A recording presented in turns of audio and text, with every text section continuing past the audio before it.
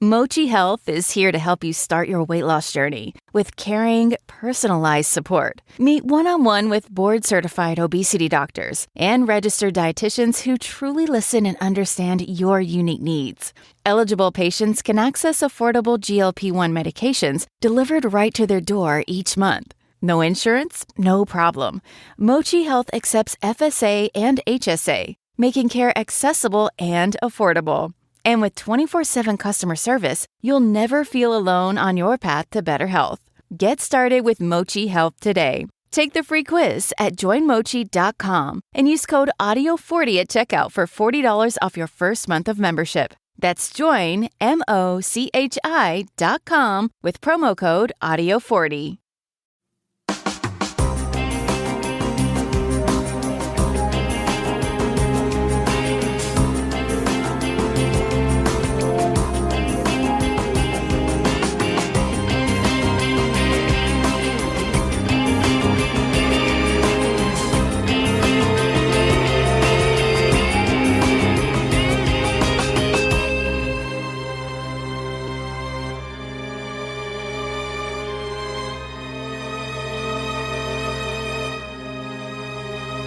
Hello, everyone, and welcome to episode 213 of the True Crime All the Time Unsolved podcast. I'm Mike Ferguson, and with me, as always, is my partner in true crime, Hoot Gibson. Gibby, how are you? Doing good, man. How about you? I'm doing great. Yeah. Had a really good week. Tough week. You and I are recording quite a few episodes this week. We are. My voice is getting kind of hoarse. I know. You talk so much, man. I really don't know how you do it. It's a miracle. We are getting ready for CrimeCon. We are. So we have to get a little bit ahead. Yes. To be able to fly out and meet everyone and have fun. I'm looking forward to it this year. I really am. I think maybe more so than even some of the other years, just because I've been so cooped up. Right. I'm ready to fly somewhere, go to another state, experience, some things that I just really haven't done much of lately. Well, Texas will be ready to receive you. I hope. Yeah. I love Texas. Texas loves me. As far as I know. I mean, they haven't sent anything official in writing saying they love me, but You feel it. What's not to love? Yeah, it's Texas. It's Texas. Go big or go home. Everything's bigger in Texas, including the love. That's what I believe. There you go. Gibbs, let's give some shout outs. For Patreon, we had Wendy. Hey, Wendy. Robin Colombe. What's going on, Colombe? Janelle Thompson. Hey, Janelle. Sarah Hall. Hey, appreciate that, Sarah. Nicholas Shea. Hey, what's going on, Shay? Elizabeth. Oh, good old Elizabeth. Holly Gibson. What's up? Gibby. Gibberson. Rachel Evans. Hey, Rachel. Jana Royer. Hey, Jana. Jeanette. Appreciate that, Jeanette. Courtney Stapleton. Hey, Courtney. Anna Lee McDonald. All right, Anna Lee. Brett. Hey, Brett. Pamela Tompkins. What's up, Tompkins? Simone Jones. Hey, Simone. Carla Roman. Hey, Roman. Kimberly Batterton. Little Batterton in the house. Jack Belmonte. Hey, Belmonte. Mike Jameson. What's going on? That's a good little Irish whiskey there, Yeah. Jameson. Fitting for this episode. It actually is. Jason McMillan. Hey, Jason. Jorge Palomares. Hey, what's going on, Palomares? And last but not least, Cassandra Keller. Well, thank you, Cassandra. And then if we go back into the vault, Gibbs,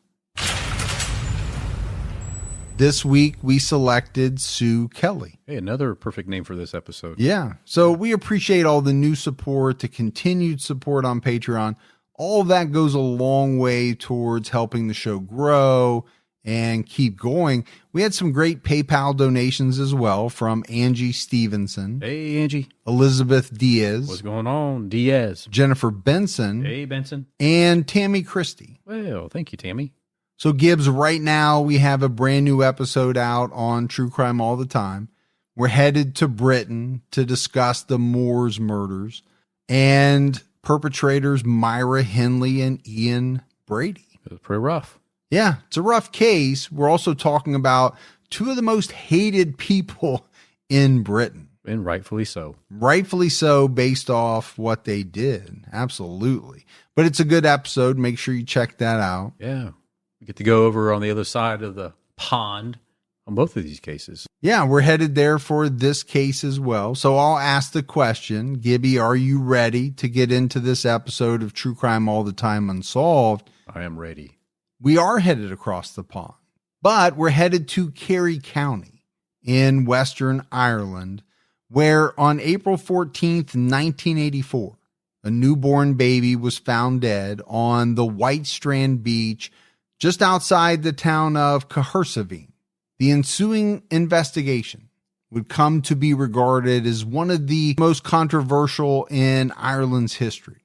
It's often described as a clash between traditional and modern Ireland. This case raised serious questions about the culture of the Garda Síochána, the Irish National Police, and the treatment of unmarried mothers in Ireland. In the 1980s, the town of Cahersiveen is probably precisely the type of town you picture when, Gibbs, you imagine a rural Irish town. Oh, the rolling green hills. Charming old buildings, all set against the coast of the Atlantic Ocean.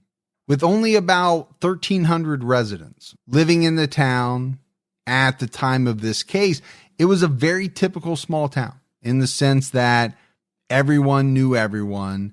The police were rarely involved in anything more than minor traffic incidents, but that all changed on April 14th, 1984, when a jogger discovered the body of a newborn baby boy on the nearby White Strand Beach. The newborn had been not only strangled, but stabbed 28 times. Horrific. I think it's horrific when we're talking about anyone receiving these types of injuries. I mean, let's face it, Gibbs, you and I have done an untold amount of extremely horrific cases. But when you're talking about a newborn baby receiving these types of injuries, it's unimaginable that somebody could do that to a little baby so small, so helpless. The police were called, and a local man christened the baby in a nearby freshwater stream, named him John, and buried him in Cahersiveen's Holy Cross Cemetery. The small town was understandably shook up by this gruesome crime. The police immediately began investigating baby John's death, and according to the locals, it seems that they were hyper-focused on finding the baby's mother because they heavily suspected that she was the culprit. The search for baby John's mother was quite extensive and included just about every girl or woman of childbearing age in Cahersiveen and the surrounding area.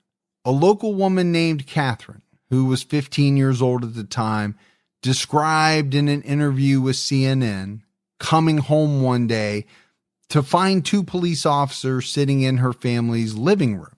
These policemen interrogated Catherine, asked her if she had a boyfriend. She didn't. They asked her if she knew any women who had a boyfriend and if she knew if any of these women had ever been pregnant. They asked her questions about whether she knew any women who were having affairs with married men. And this line of questioning just kept on like this. Well, that's a lot of questions to ask a 15-year-old about some topics that she may not even know about. Or completely understand, really. Yeah. You know, I think it's a lot of strange questions, but it's a lot of questions designed to get to what? Okay. Yeah. Do you know of a woman who was pregnant and most likely recently had a baby? Right. And that's what they're trying to get to. Yeah. They're just asking a bunch of different questions, kind of peppering her with very similar questions. Another woman who went by the name of Bridget told CNN that she had faced similar intense questioning from the national police. At the time, Bridget was 24, single, and while she had moved to a neighboring county for work, she returned to visit her parents one weekend to find the police waiting for her. Both Catherine and Bridget described the fear that being questioned by the national police regarding the death of baby John brought into their lives and their homes.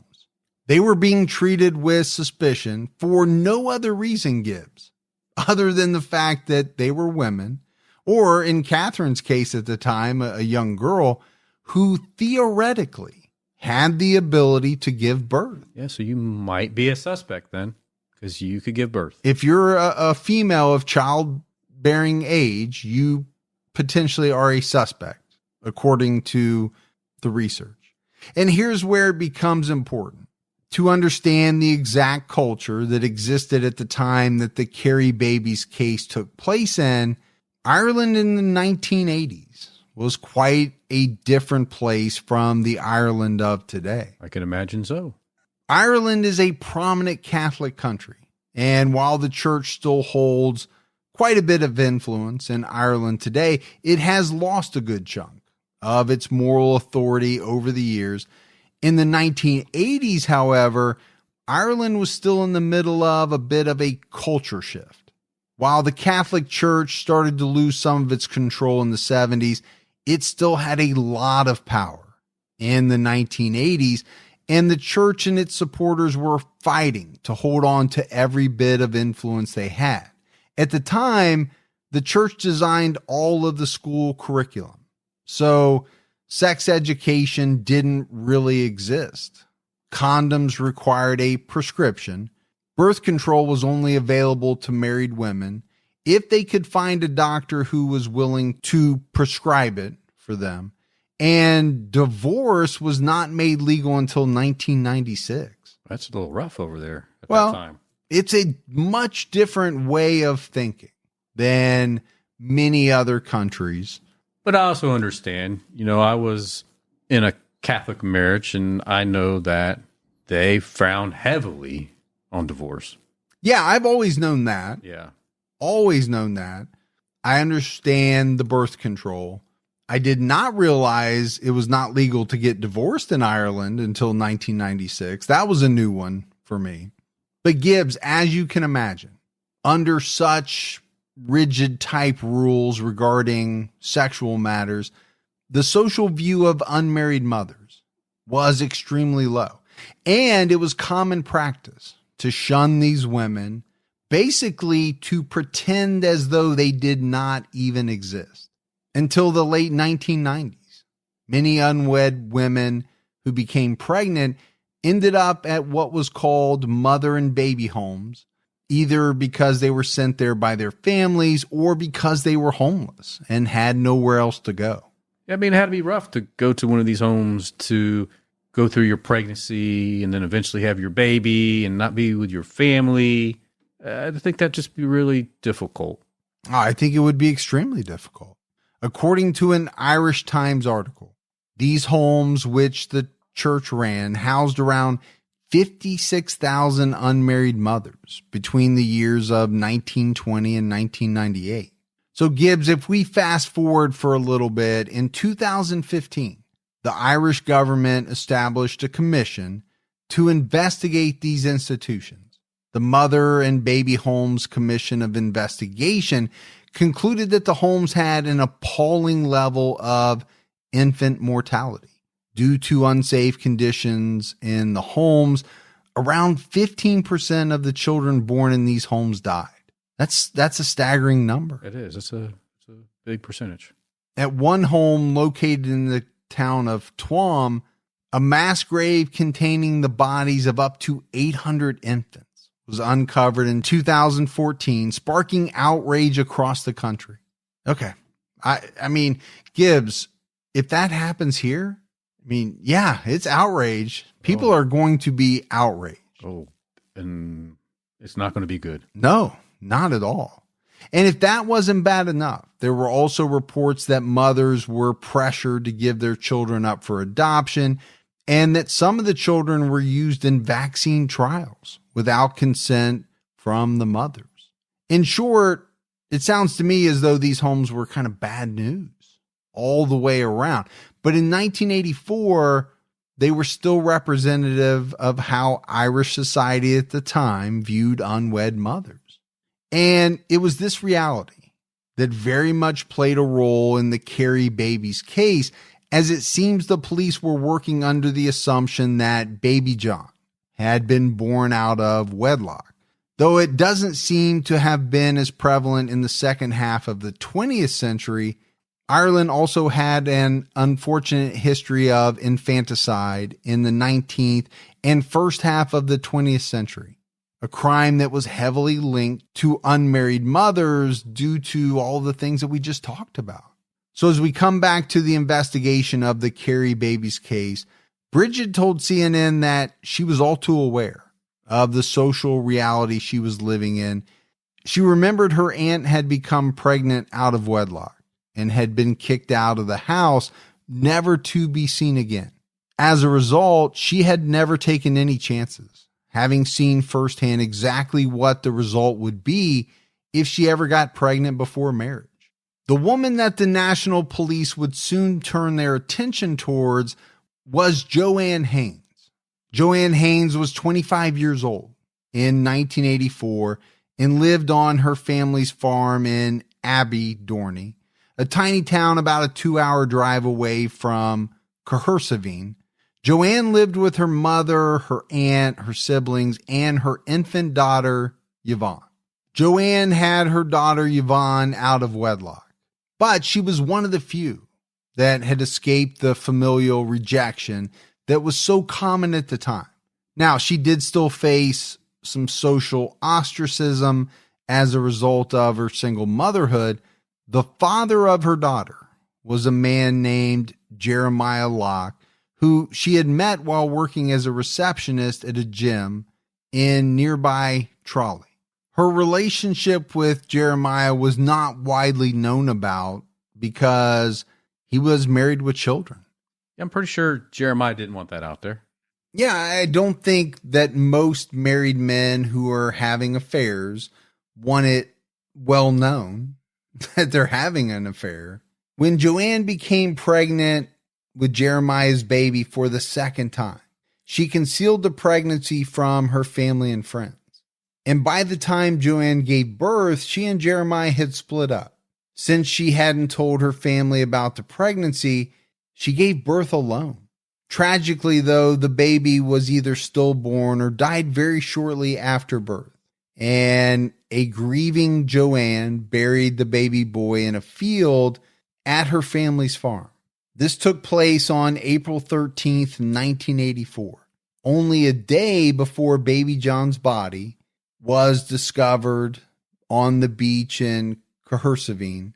Joanne checked into a hospital shortly after giving birth because she needed medical attention. She did not tell the hospital workers that she had given birth to a full-term baby. Instead, she pretended that she had had a miscarriage. But here's the problem, Gibbs. The nurses and the doctors at the hospital, well, they're pretty well trained. And they could tell that Joanne was not telling the truth. So Joanne's name was put on a registry of new mothers. And this is what would put her on the radar of the national police. With no real leads to follow, the national police saw Joanne's name on the registry of new mothers provided by the hospital. They saw that she had recently given birth and that she had no baby to show for it. That's going to be suspicious to the national police. I think it was, and they latched on to this very quickly. Joanne was brought in for questioning, and she begged the police to let her prove that the baby she had given birth to was not baby John. She was trying to convince them to go find the place where she had buried her son in the field on her family's farm. Yeah, but the national police refused. Not only that, but they threatened to throw her in jail and put her daughter up for adoption. That's a good scare tactic. Well, I think it's a scare tactic that kind of comes from two angles, right? First, nobody wants to go to jail. Of course not. So the threat of that alone is scary. Yeah. But then when you tell someone that you're going to take their child away from them and put them up for adoption.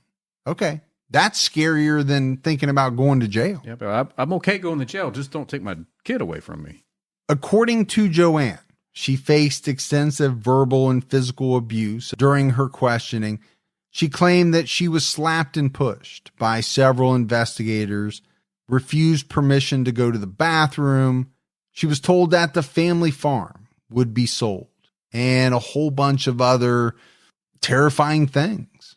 Well, that's one way to intimidate her, to get her to try to say something, to talk to them. Yeah, they definitely tried to intimidate her, but the intimidation also extended to members of Joanne's family who were questioned over the course of the investigation. Eventually, investigators succeeded in coercing a confession out of Joanne. She told them that she had killed baby John and disposed of his body at sea. And Gibbs, her family, went along with Joanne's confession. They all signed statements admitting involvement in the case. So, I mean, I think intimidation might be an understatement here, or coercion, or some of those words. Right.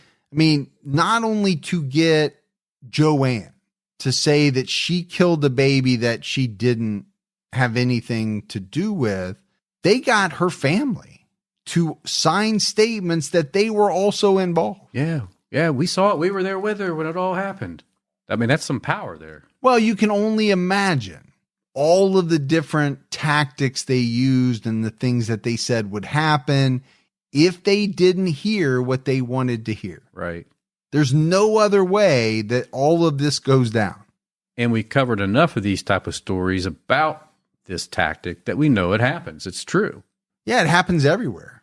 I mean, this is not something that is constrained to Ireland, right? It happens in the United States all the time. It happens in probably most countries around the world. Because if you think about it, at the end of the day, police want to do what? They want to solve the crime. Right. They want to solve the crime, close the case. And once they kind of latch on to that lead that they think, they have it in their mind, it's this person. Some investigators will go to just about any length to get the confession that they think is correct, whether it is or not. And they want to put the fears of the public to rest. Yeah, absolutely. So as a result of all of this, on May 1st, 1984, Joanne Hayes was charged with the murder of baby John. But it wasn't long before the national police case against Joanne would be thrown into turmoil. They finally heeded Joanne's request to retrieve the body of her son from her family's farm. Investigators now had 2 babies to contend with, which threw them for a little bit of a loop. Some investigators suggested a theory that Joanne had given birth to twins, killed them both, and simply disposed of the bodies separately. Okay, you're really going out on a limb here. Yeah, they really stretch a lot of their investigation thoughts. But this theory was soon discounted when the blood work was done on Joanne, Jeremiah, and both baby boys. The results of these blood tests revealed that Joanne, Jeremiah, and Joanne's son all had blood type O, while baby John had blood type A, meaning if Jeremiah were indeed the father, it would have been impossible for Joanne to be baby John's mother. So you would think with that, okay, Joanne's got to be feeling pretty good. Yeah. They're finally using some science, some methods to rule me out as the mother of this baby John. But after the blood work, investigators developed a new theory. Oh, they're good at this. Yeah, there's a lot of theories here, right? We've got to change theories because our other one doesn't work. And this one was that Joanne had become pregnant from 2 different men simultaneously through what is called heteropaternal superfecundation. So some big words there. Yeah, the second one kind of sounds like a cuss word a little bit. It kind of does. Yeah. This process is when 2 or more eggs are fertilized in 2 different sexual encounters taking place very closely together. And while technically possible, it is extremely rare. So not only are we going out on a limb with a theory that really has no basis in fact, we're going to use one that is so extremely rare. It just doesn't happen all that often. Yeah. But also they're really putting Joanne in a really bad light too. Yeah, with the second theory, now not only did she have an affair with a married man, she's also having sex with somebody else right around the same time. So you're putting out information to the public that this woman's sleeping around all over town. Yeah. But eventually, with the results of the blood tests, the charges against Joanne and her family were dropped on October 10th, 1984. The problem is it's not where the public trial of Joanne Hayes ended, because after the charges were dropped, Joanne and her family reported their physical and psychological abuse allegations by the National Police. This, combined with public outcry against the National Police alleged behavior, prompted an investigation. I'm sure it didn't go over well with the National Police. No, police agencies usually don't like to be investigated. They like to be the ones doing the investigations. So as a result of all this, the Kerry Babies Tribunal began on January 7th, 1985, led by Justice Kevin Lynch. But over the course of this tribunal, Joanne's behavior was put on trial just as much, if not more so, than the National Police's behavior was. It's almost like they flipped it. Like, and we're going to try you in the court of public opinion. Craving your next action-packed adventure? Audible delivers thrills of every kind on your command, like Project Hail Mary by Andy Weir, where a lone astronaut must save humanity from extinction, narrated with stunning intensity by Ray Porter. From electrifying suspense and daring quest to spine-tingling horror and romance in far-off realms, unleash your adventurous side with gripping titles that'll keep you guessing.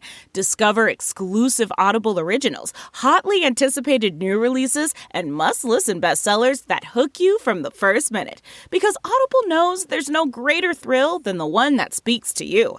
Discover what lies beyond the edge of your seat. Start your free 30-day trial at audible.com/WonderyUS. That's audible.com/WonderyUS.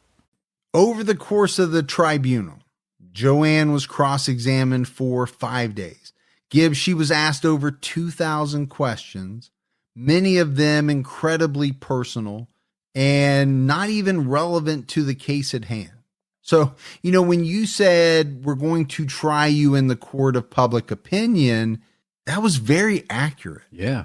Because, based on a lot of these questions, they weren't trying to get to the truth of what exactly the National Police had done to Joanne and her family.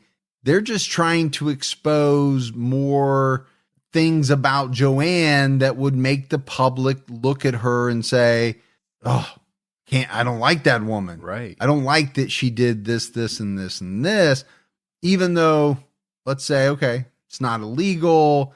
She didn't hurt anyone. They're just trying to lay all of her secrets bare for public consumption. Imagine if you sued the police because they beat the hell out of you, which to me is a very plausible scenario. Oh, of course. Yeah. It could happen. Could. You have some questionable encounters with police, but during this trial, no one's trying to get to the facts around exactly what happened. They're just asking Michael Gibson questions about his past. So then, that opens up everything. Rex West, the Playgirl shoot. I mean, all of these secrets are going to be laid bare right to the public, which you may or may not want out there, probably not. But the problem is we're not getting to the root of the issue at hand. No, they're trying to cloud it with all this other issues and items about her character. Yeah, it's basically character smearing or, I don't get it. Joanne was questioned about her menstrual cycle, her use of contraceptives. Gibbs, they asked her when she lost her virginity. They're trying to attack her morals. They really drilled down about the affair between herself and Jeremiah, and they tried to weave back in, during some of the questioning, the theory around her giving birth to twins. She was forced to deny that repeatedly, even though it was well known that the theory had been proven incorrect by this point in time. They really wanted to try to push that out to the public, I think, Yeah. If we get the public to believe it, maybe they'll come back to our side a little bit more. And maybe it's a tactic to say, okay, this is why police had to do what they did, right? They had to be so aggressive because this could have happened, this could have happened, and this could have happened. They had to get to the bottom of it.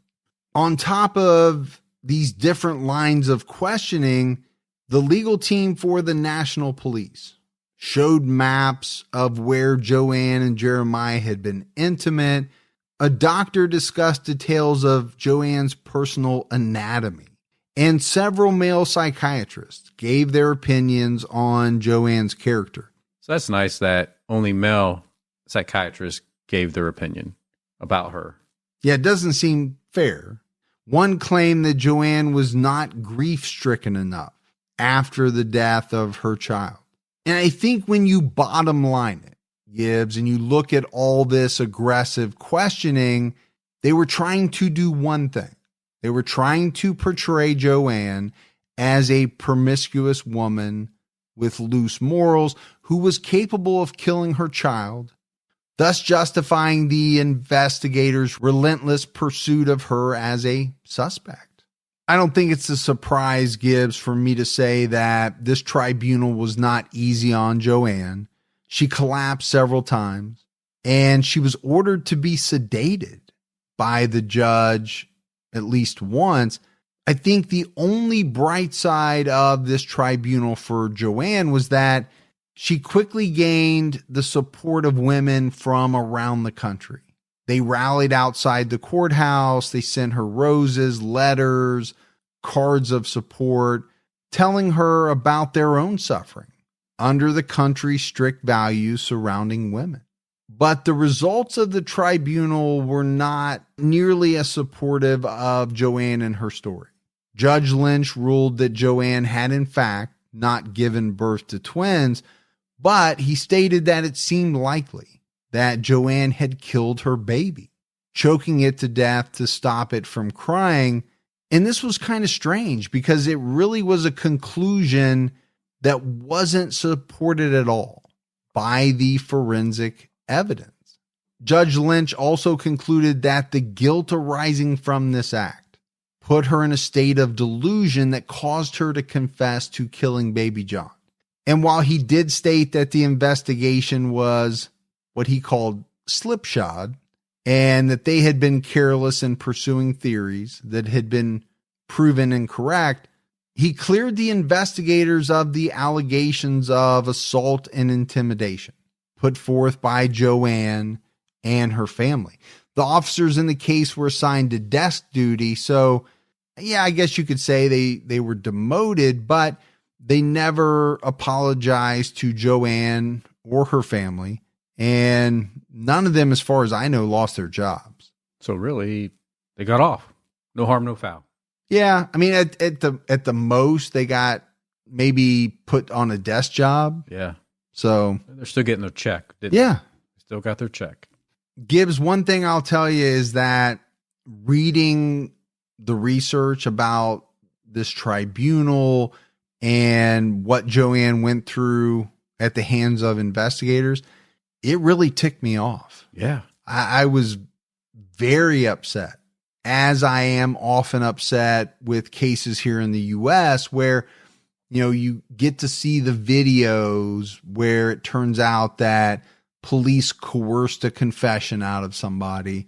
That kind of stuff, it just burns me up. It really does.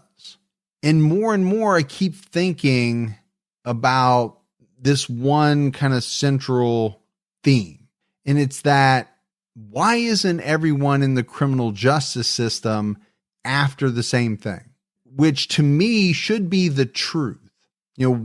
What really happened. Right. And who was the real perpetrator of a crime, let's say.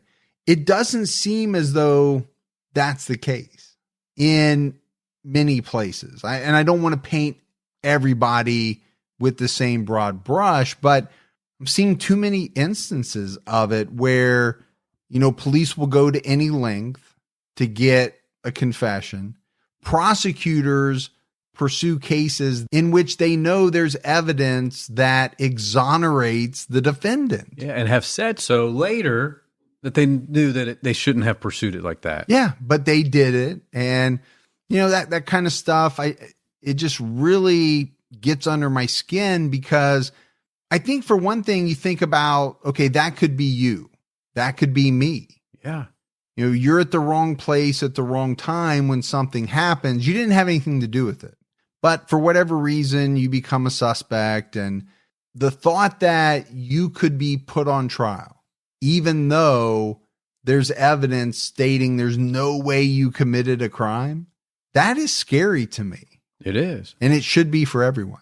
I remember when I watched recently 12 Angry Men. It's a really, really good old movie, right? Yeah, they did a remake of it as well. But yeah, I've never saw the remakes, but I saw the remake's good, but the original is very good. Yeah. Well, it's certainly alarming. It has been even more so lately after some of these cases that we have covered. Yeah, and some of the other high-profile exonerations. Yes. Even though the ones that we haven't covered, scary. Definitely have concerns. As you should. Many years later, after DNA testing became commonplace, Joanne willingly underwent a DNA test. And in 2018, it was found out once and for all that Joanne Hayes was not the mother of baby John. It only took 34 years after Joanne was accused of the crime, but the National Police issued a formal apology to Joanne for what they called the stress caused by their original flawed investigation. You think?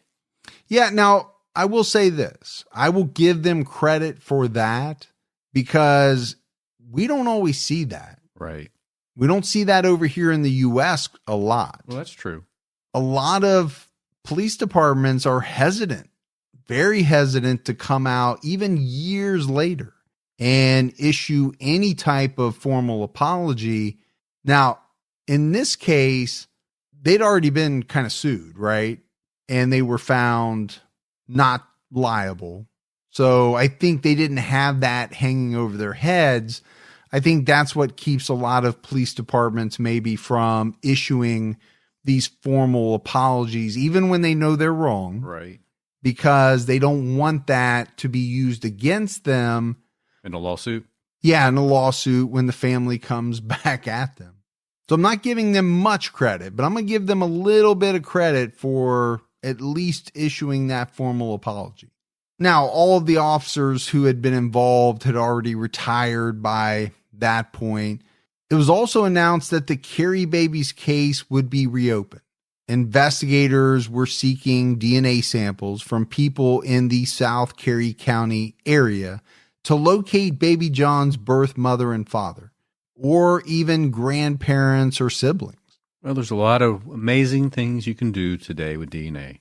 Yeah, I mean, the timing of this case, the baby John case, is interesting because 1984 was, I think just about a year before DNA testing really was introduced. I think it was 1985, if I'm not mistaken, when it was first used. So obviously it couldn't have been used in 84 if my memory is correct. But even then in 85, it was very limited. Now, when you're talking 2018, it's pretty advanced.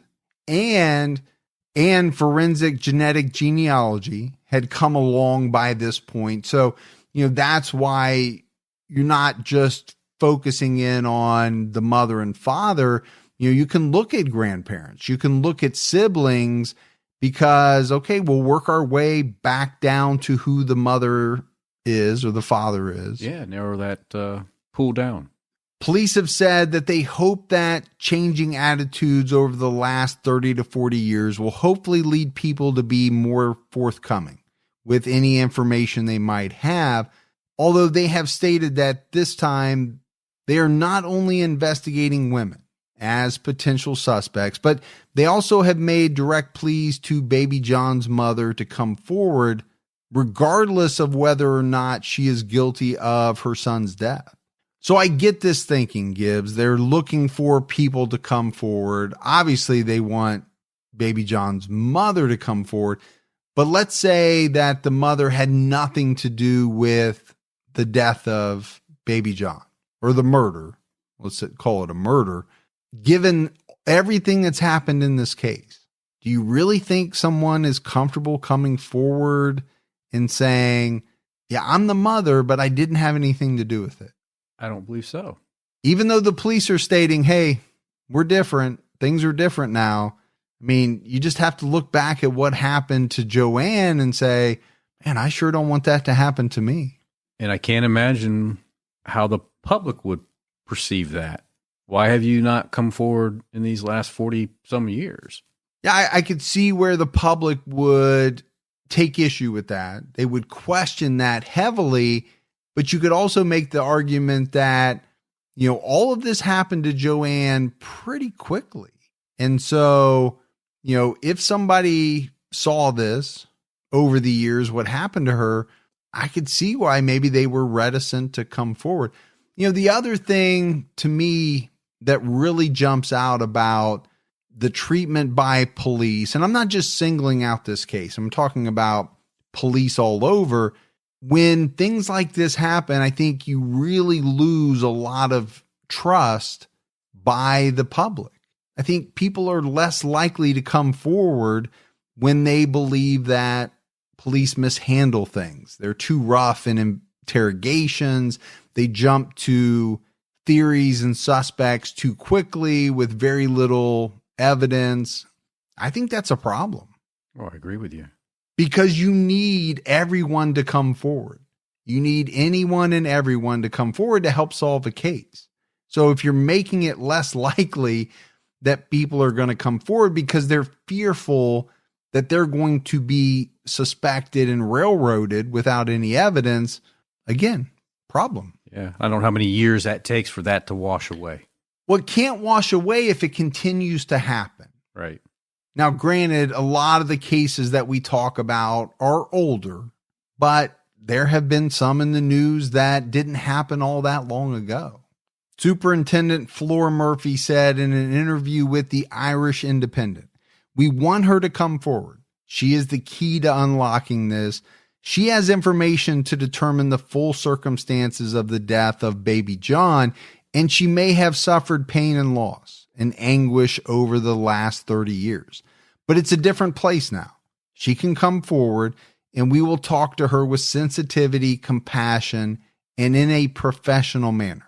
We must not forget that a newborn baby boy was stabbed to death and left on a beach in South Kerry in April 1984.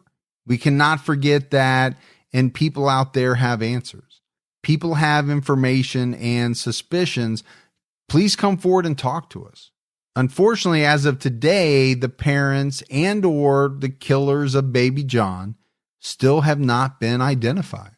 And I think some of that reasoning is because of what we just talked about. Yeah, I think some of it. The other thing is, and I think you kind of touched on it a little bit, if the parents had anything at all to do with the murder, they're definitely not coming forward. There's no reason for them to come forward at all. Gibbs, as we wrap up this case, obviously what happened to Baby John was a tragedy. It was a pretty horrific murder of a newborn child. I think a lot of people believe that it was the mother who most likely killed her baby boy. To be honest with you, I'm kind of struggling with it. As we break down this case, we talked about all of the cultural issues that were going on at the time in Ireland regarding unwed mothers. Right. And I think that leads a lot of people to believe that this was most likely an unwed mother who didn't want to face the cultural backlash that she most certainly would have faced at the time. So I get that thinking. The part I'm struggling with is I just find it hard to believe that for that reason, a mother would not only strangle the child, but stab him 28 times. It's aggressive. Well, there's no need for it. If we're following this kind of pattern of a woman who doesn't want this child because she doesn't want to face all of these things going on, you would think smothering. Yeah, there's easier ways. There are, and I know that's rough to say, but you kind of have to talk about it in the context of this case. Also, why would you leave the baby out for someone to find, which then possibly could be connected to you? Right. If your goal is to not have anyone know that you had a child or this was your child, it seems to me as though it would have gone down in a much different way. So it makes you wonder then who could have done something like this, and why would they do something like this? Well, I think there are obviously a number of different options, not specific because we don't know the players involved. You can't take the mother off the table. No. You can. Maybe the father. Possible. Who was not happy to have this child. Maybe the father was a married man. Yeah. Didn't want the evidence to come out that this baby was his. I'm just throwing a bunch of things out there that it could be. I think here's the other tragedy, though. Police locked in on Joanne so quickly, and they scrutinized her so heavily. They spent a ton of resources on trying to break her, which they ultimately did. Right. How many resources were they putting in at that point into finding the father of baby John? Yeah.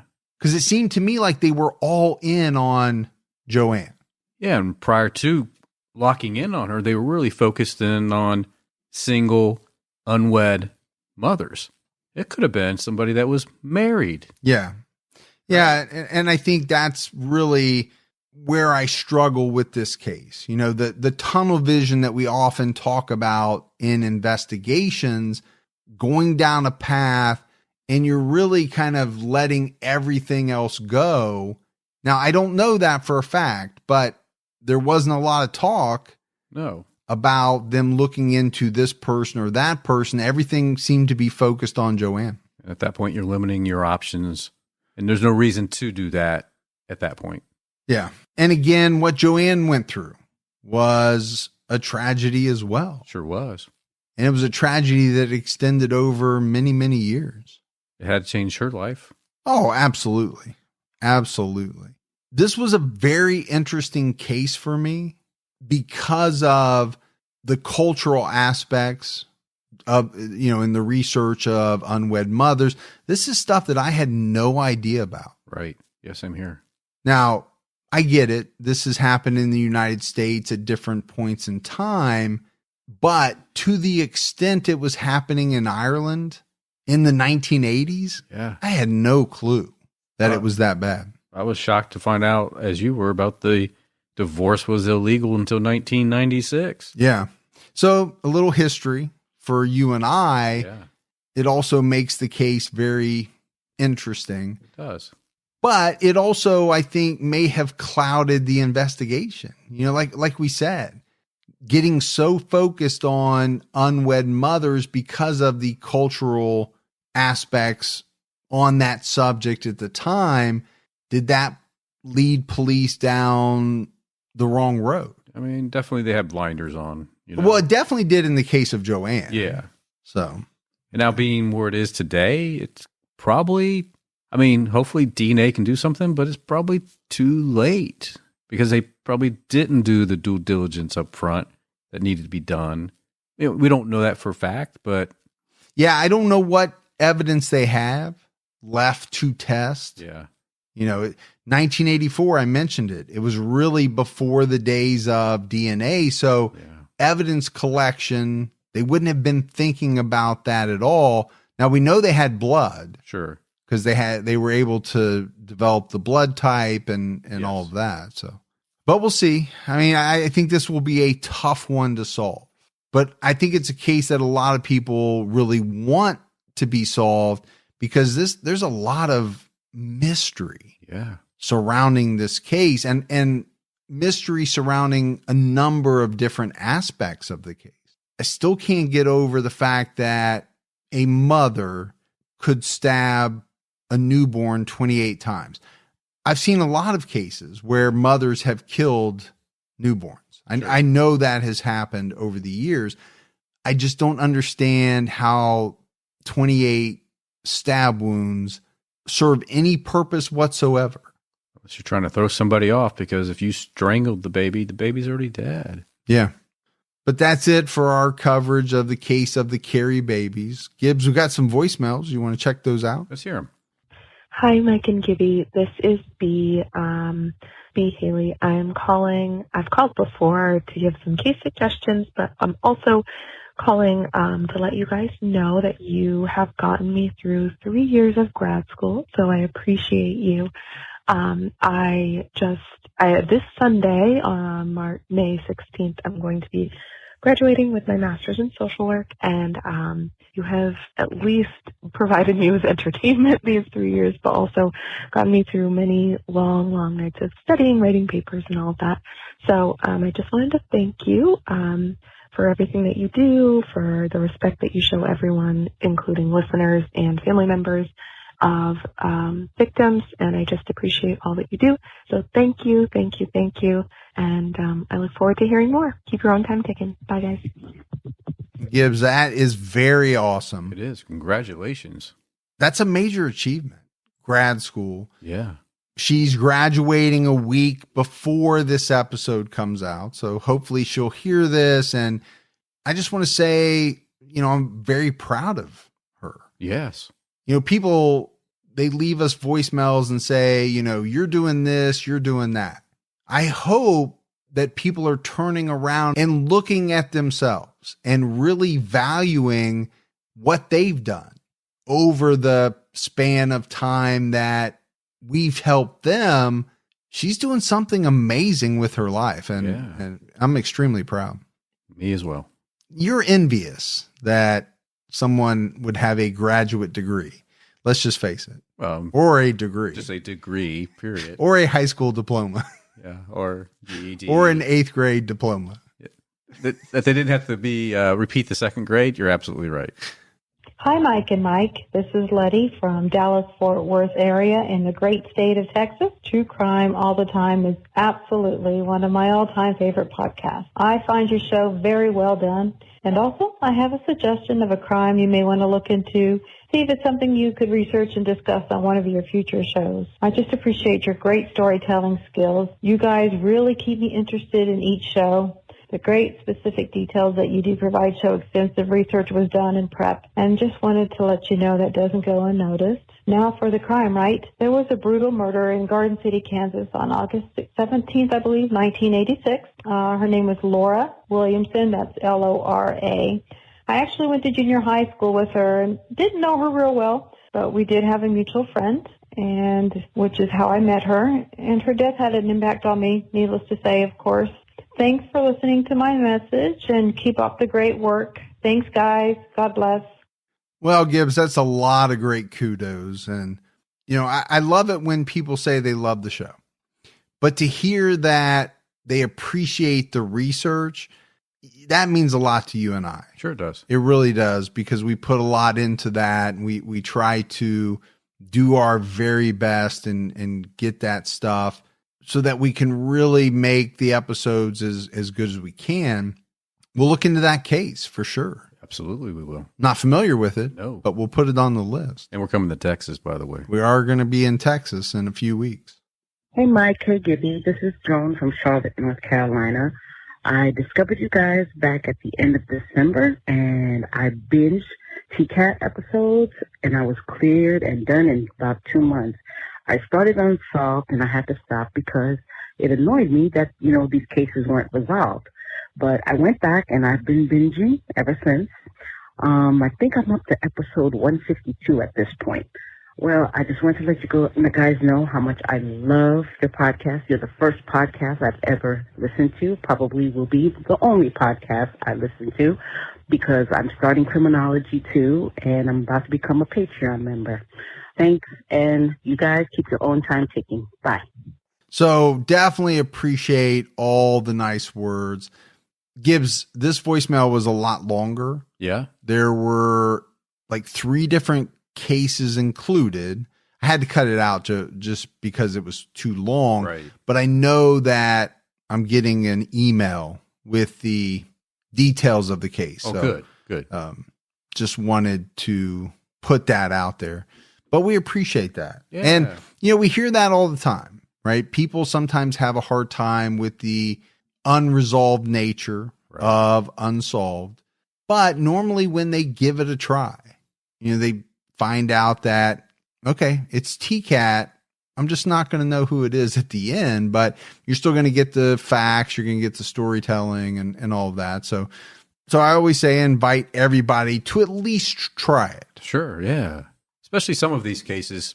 I mean, you walk away pretty much knowing who it is. Yeah. Or thinking who it is. We can't call it solved because, okay, they haven't been convicted yet. A lot of the cases we do are wrongful convictions, and some of the cases are getting ready to go to trial. So we have all that information. So yeah, give it a try. And some of these cases are old enough that they have been solved. That's true. Yeah. Some of the unsolved cases that we've done have been solved. All right, buddy. That is it for another episode of True Crime All the Time Unsolved. So for Mike and Gibby, stay safe and keep your own time ticking.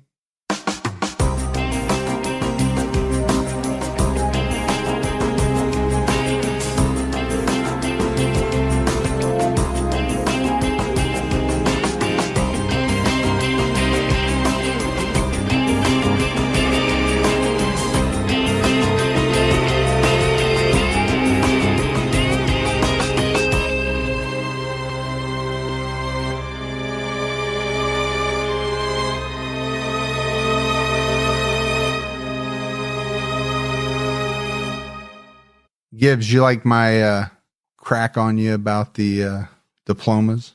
Well, I didn't think you were going to let everybody know that, my issue there. Well, the 8th grade one, I probably hurt quite a bit. It did. It was like a little stab. Cut to the quick, but I thought it was funny. Well, okay.